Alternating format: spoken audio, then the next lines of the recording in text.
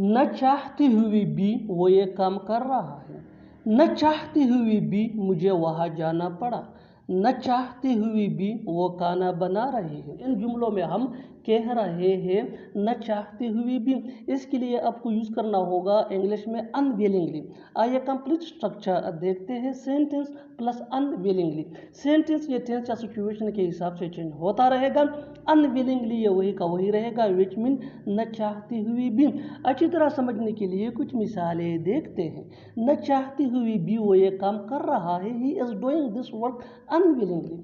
He is doing this work unwillingly. न चाहती हुई भी मुझे वहाँ जाना पड़ा। I had to go there unwillingly. I had to go there unwillingly. न चाहती हुई भी वो खाना बना रही है। She is cooking food unwillingly. थोड़ा कम सोया करो, थोड़ा कम खेला करो, थोड़ा कम खाया करो। इसी जुमले हम अपने day to day life in रोज़मर्रा ज़िंदगी में ज़रूर बोलते या सुनते हैं।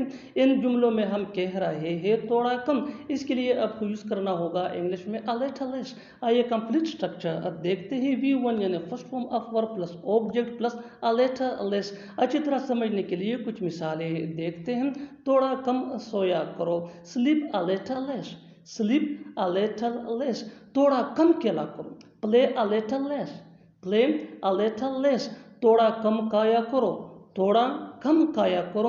ईट अ लिटिल लेस।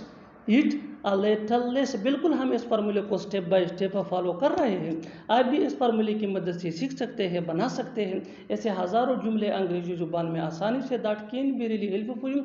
अच्छी तरह समझने के लिए एक और मिसाल देखते हैं। One more example for better understanding. थोड़ा कम बोला करो, थोड़ा कम बोला करो। Speak a little less.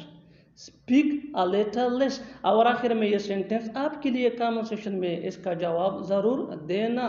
थोड़ा कम वहाँ जाया करो, थोड़ा कम वहाँ जाया करो। Subscribe to English PS for more advance English sentence structure. Thanks man.